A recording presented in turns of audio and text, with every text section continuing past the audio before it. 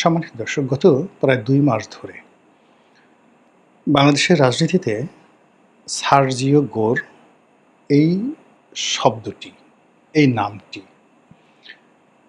এত বেশি উচ্চারিত হচ্ছে। অবস্থা দৃষ্টে মনে হচ্ছে যে এই ভদ্রলোক বাংলাদেশের ভাগ্য বিধাতা হয়ে গেছেন এবং তাকে যেভাবে পোর্ট্রেট করা হচ্ছে বিভিন্ন সামাজিক মাধ্যমে, এমনকি মূলধারার গণমাধ্যমে, এতে করে মনে হচ্ছে যে he is more powerful than even mister Donald Trump. এটাই মনে হচ্ছে। আমাদের এই বাংলাদেশে এই যে এখন ওপেন সিক্রেট যে একটা রেজিম চেঞ্জ হয়েছে, তার সরকারের যে পরিবর্তন হয়েছে, এটা আমেরিকা করে দিয়েছে। এবং একথা এখন সবাই বলছে যে গত ২ বছর ধরে যারাই মন্ত্রী হয়েছেন, এমপি হয়েছেন, তারপর রাষ্ট্র চালাচ্ছেন, তাদের মাথার উপর আমেরিকার হাত আছে। এখন আমেরিকার হাত সরাসরি কোনো ক্ষেত্রে আছে, ধরেন প্রধানমন্ত্রীর উপরে আছে, প্রধানমন্ত্রী মন্ত্রীকে বানিয়েছেন। এইভাবে মানে আমেরিকা যাকে অপছন্দ করে এরকম একটা লোকও এই সরকারের ধারে কাছে যেতে পারেনি। এখন ফরহাদ মাজাহারের মতো মানুষ, তারা এখন প্রকাশ্যে এই আমেরিকার ডিপ স্টেট পলিসি, তাদের সাম্রাজ্যবাদ নীতি এবং তারা এই মুহূর্তে সরকারের উপর যে প্রভাব বিস্তার করছে, এই কথাগুলো প্রকাশ্যে বলছে। যদিও তারা ডক্টর মোহাম্মদ ইউনূসের জমানাতে কথাগুলো এভাবে বলেননি। তারা চেয়েছিলেন ইউনূসকে সাস্টেন করানোর জন্য।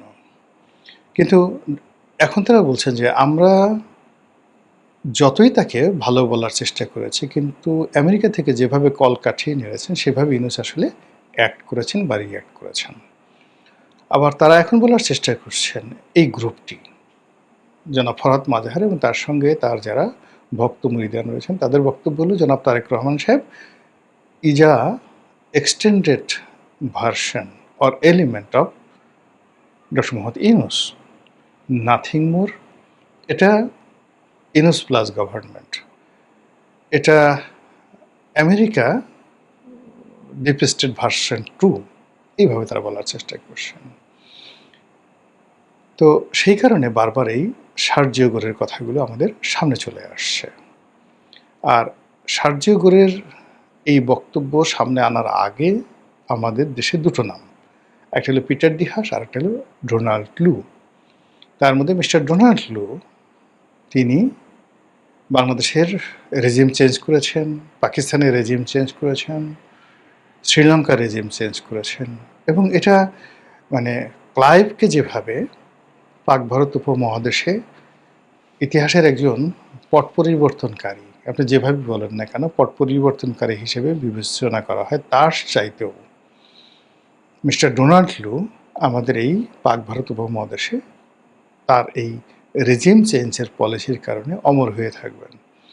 আপনি দেখেন পুরো মধ্যপ্রাচ্যের প্রথম মহাযুদ্ধের সময়টিতে অটোম্যানদের পতন, ওখানে ইংরেজদের রাজত্ব, ইউরোপীয়দের রাজত্ব এবং আজকে এই যে প্রথম মহাযুদ্ধ থেকে আজকে যে পুরো ইউরোপ এবং আমেরিকা পুরো মধ্যপ্রাচ্য যে শোষণ করেছে, সেই শোষণের যে নায়ক, যিনি এই পুরো জিনিসটাকে কুক করেছেন, তিনি একজন কর্নেল ছিলেন ব্রিটিশ গোয়েন্দা সংস্থা MI6।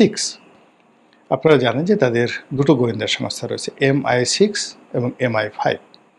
দেশের মধ্যে যে গোয়েন্দা সংস্থাগুলো চালায় জাস্ট NSI এর মতো, সেটা হলো MI5। আর ঠিক CIA এবং রয়ের মতো দেশের বাইরে যে সকল অপারেশন চালায়, সেটা হলো MI6।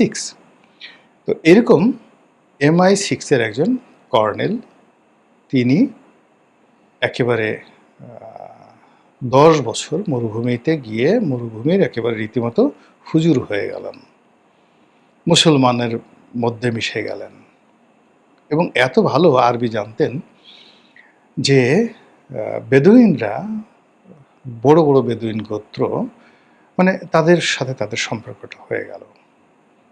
আরও ডিটেলস মানে এখানে তার দুটো, একটা হলো তার এই কাহিনী নিয়ে একটা খুব বিখ্যাত, মানে যাকে বলে ব্লকবাস্টার একটা সিনেমা হয়েছে, দ্য লরেন্স অফ অ্যারাবিয়া, সেটা দেখতে পারেন। আর তার কাহিনী বর্ণনা করে বিখ্যাত রোড টু মক্কা একটা বিখ্যাত বই আছে। এই বইতে আবুল আসাদ, যিনি লেখক, তিনি এই চমৎকারভাবে লরেন্স অফ অ্যারাবিয়ার কাহিনী বর্ণনা করেছেন। তো এই লরেন্স অফ অ্যারাবিয়াকে নিয়ে যেভাবে চলচ্চিত্র হয়েছে, আগামীতে দেখবেন যে এই ডোনাল্ড লুকে নিয়ে এরকম চলচ্চিত্র হবে। একটা তিনটা গভর্নমেন্টকে রীতিমতো ফেলে দিয়েছে। 4টা গভর্নমেন্টকে, পাকিস্তান, শ্রীলঙ্কা, নেপাল, বাংলাদেশ, 4টা দেশের রেজিম চেঞ্জ করে ফেলেছে একজন লোক, ডোনাল্ড লু। It's not a matter of joke. তো এই কারণে কি হলো যে ডোনাল্ড লু একজন উপমন্ত্রীর পদমর্যাদা সম্পন্ন ছিলেন এবং প্রেসিডেন্টের সঙ্গে তার কোনো রিলেশন ছিল না, অর্থাৎ মিস্টার জো বাইডেনের সঙ্গে তার ওইরকম কোনো রিলেশন ছিল না আদার দ্যান ফর্মাল রিলেশন।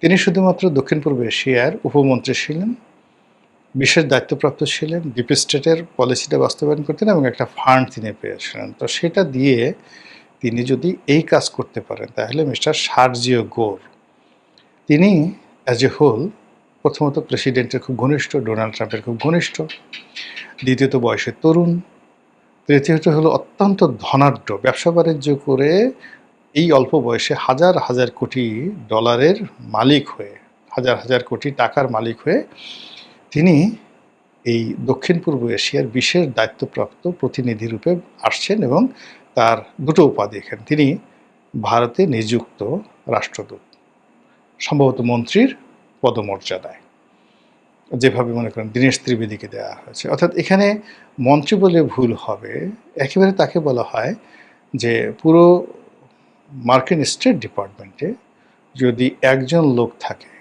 যার সঙ্গে ডোনাল্ড ট্রাম্পের ওয়ান টু ওয়ান রিলেশন, টেলিফোনে কথা বলতে, তার সাথে দেখা করতে, কখনো তাকে কোনো প্রোটোকল মেনটেন করতে হয় না, তিনি মিস্টার সার্জিও গোর। তো সেই সার্জিও গোর প্রথম দায়িত্ব ভারতের রাষ্ট্রদূত, দ্বিতীয় দায়িত্ব হলো এই দক্ষিণ পূর্ব এশিয়ার দায়িত্ব। ফলে তাকে মনে করা হচ্ছে father of Donald Lu. Donald লুর সে father. Donald Lu regime change করে গেছে, কিন্তু চেঞ্জ করা রেজিমে আপনার সাম্রাজ্যবাদী নীতিগুলো প্রতিষ্ঠা করা, যেমন রবার্ট ক্লাইভ রেজিম চেঞ্জ করেছেন, কিন্তু এখানে মৌলজ ভিত্তি তিনি করেছেন লর্ড ওয়ারেন হেস্টিংস। সেই লর্ড ওয়ারেন হেস্টিংস, যিনি কোম্পানির শাসনের একটা প্রথম গভর্নর জেনারেল, প্রথমে গভর্নর হয়ে আসছেন, তারপরে গভর্নর জেনারেল হয়ে আসছেন 2 দফা, লর্ড ওয়ারেন হেস্টিংস। তো সেই দিক থেকে যদি ডোনাল্ড ট্রাম্পকে আপনি ক্লাইভের সঙ্গে তুলনা করেন, তাহলে মিস্টার সার্জিও গোরকে আপনি তুলনা করতে পারেন ওয়ারেন হেস্টিংস, যিনি আমেরিকান যে পলিসি সেটাকে বাণিজ্যতে রূপ দেওয়া। আমেরিকান যে পলিসি, সেই পলিসি যেহেতু তার তাবেদারি সরকারগুলো এখন এই সকল দেশে আছে, ফলে এই সরকারের উপরে আমেরিকার মিলিটারি পলিসি, সামরিক পলিসিগুলো চাপিয়ে দেওয়া। এখানে আমেরিকার যে কৌশলগত দিকগুলো রয়েছে, কৌশলগত দুটো দিক আছে। প্রথম দিক হলো যে স্থল কেন্দ্রিক, ভূতাত্ত্বিক, মানে ভূমি সংক্রান্ত যে তত্ত্ব এবং ওটাকে ভূরাজনৈতিক। আর এটা হলো ব্লু পলিটিক্স, মানে সমুদ্র জল, যেটাকে অনেকে মানে সেই ব্লু ইকোনমি বলে, সেই ব্লু ইকোনমির ক্ষেত্রে হলো ব্লু পলিটিক্স। তো জিও পলিটিক্স মানে ভূমি থেকে ভূমি, আর এটা হলো ব্লু পলিটিক্স। তো এখন ব্লু পলিটিক্স হলো এখানে ইন্দো প্যাসিফিক, তাদের যে কৌশলগত ইন্দো প্যাসিফিক যে তাদের প্রযুক্তি রয়েছে, অর্থাৎ প্রশান্ত মহাসাগর থেকে আটলান্টিক, প্রশান্ত মহাসাগর, প্রশান্ত মহাসাগর থেকে ভারত মহাসাগর, ভারত মহাসাগর হয়ে মালাক্কা, যাকে বলা হয় প্রণালী হয়ে, যেটা বে অফ বেঙ্গলে ঢুকেছে। এই পুরোটা হলো তাদের জন্য একটা রাজনীতি। এখন ভূ রাজনীতিতে তারা বাংলাদেশে একটা করিডোর চাচ্ছে, সেন্ট মার্টিনে তারা একটা ঘাঁটি করতে চাচ্ছে, মায়ানমারে তারা একটা খ্রিস্টান রাষ্ট্র করতে চাচ্ছে আন্ডার দ্য বার্মা অ্যাক্ট।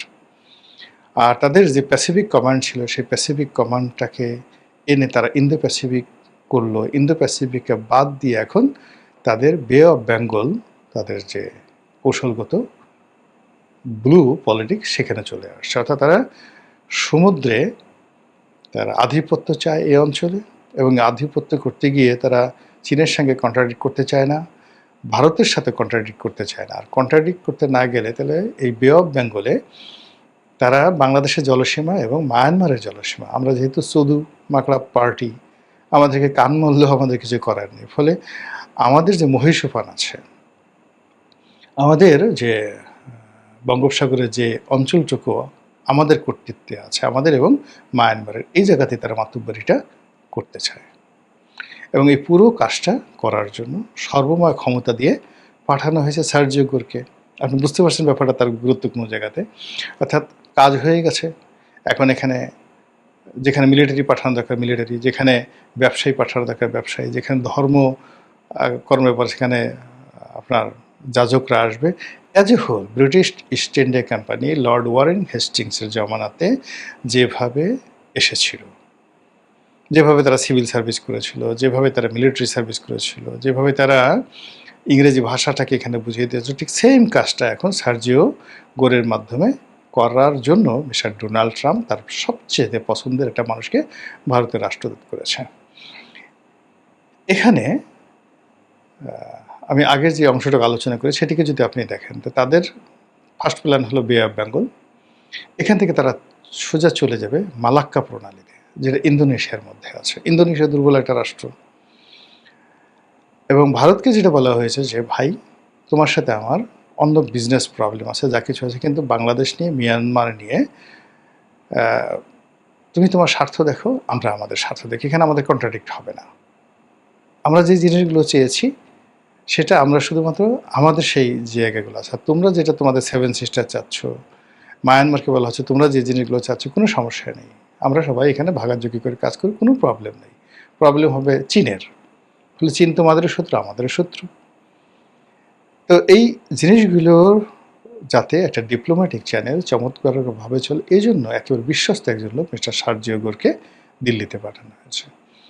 এখন সার্জিও গোর বাংলাদেশে আসার আগে তার বহু টিম, গোয়েন্দা team, military team, FBI team, বহু টিম বাংলাদেশে হয়তো আসছে, আমরা পেপারে দেখেছি বা মানে বিভিন্ন সামাজিক মাধ্যমে দেখেছি, একটা পাসপোর্ট সহ বলে দিয়েছে অমুক লোক এত তারিখে এয়ারপোর্ট থেকে এসে সার্জিগড় আসার আগে ওয়েস্ট ইন্ডিয়া উঠেছে, তার ডেজিগনেশন নেই। তারপরে সাবেক সিআইএর এত বড় কর্মকর্তা বাংলাদেশ তো দূরের কথা, ভারতও কখনো আসে না, সেই কর্মকর্তাও বাংলাদেশে এসে এখন পর্যন্ত আছে কিনা আমি জানি না। তো এরকম ঘটনাগুলো ঘটেছে। তো সেই সার্জিও গোর এসে তারপর প্রধানমন্ত্রীর সাথে দেখা করেছে, খলিলুর রহমান সাহেবের দেখা করেছে, কেউ কেউ বলে আওয়ামী লীগের নেতাদের সাথে, একজন নেতার সাথে দেখা করেছে, আরও অনেক বৈঠক হয়েছে, হয়তো গোপন বৈঠক হয়েছে সেই মার্কিন রাষ্ট্রদূতের বাসায়। এবং এখনও তাদের যে সিক্রেট সার্ভিস যেগুলো সামনে চলে আসছে, সেখানে তারা এমন অনেক কিছু করতে পারে যেগুলো আমরা কল্পনাও করতে পারি না। এর ফলে ওনার এই আগমনকে নিয়ে প্রচুর আলোচনা হচ্ছে, সমালোচনা হচ্ছে, এবং যারা প্রো আমেরিকান তাদের বক্তব্য হলো সরকারকে এই সার্জিও গোর একটা রেড সিগন্যাল দিতে আসছে। কেন চীনে গেলা, কেন এই জিনিসগুলো করছো না, কেন ওই জিনিসগুলো করছো না, কেন এটা দিচ্ছ না, কেন এটা করছো না, এই জিনিসগুলো মানে কি কি, সেটা মানবিক করিডোর হতে পারে, সেটা মিলিটারি করিডোর হতে পারে, নানা রকম কথাবার্তা হতে পারে। তো এটাকে আপনি বলতে পারেন যে এই যে হুট করে তিনি যে চলে আসলেন, এটা সার্জিও গোরের অনেকটা সার্জিক্যাল কূটনীতির মতো, মানে ঝড়ো গতিতে আপনার হলো সার্জিক্যাল যেটা অপারেশন করা হয়, এয়ারে স্ট্রাইক করা হয়, যে খুব দ্রুত সময়ের মধ্যে একটা দেশে মানে হতচকিত করে ফেলে, সে আউট অফ ইমাজিনেশন কল্পনাও করতে পারে না, কিন্তু শুধু বিমানের সাইরেনটা বাজে। তো সেক্ষেত্রে মিস্টার সার্জিও গোর যেভাবে আসছেন, যেভাবে কথা বলছেন, এত দ্রুততার সঙ্গে মনে হয়েছে যেটা একটা কূটনীতির ঝড়, একটা কূটনীতির সার্জিক্যাল অপারেশন। এখন সেই অপারেশন তো মিস্টার সার্জিও গোর করে গেলেন, আমরা সেটাকে কিভাবে হজম করব, কিভাবে মেনটেন করব, সেটি দেখার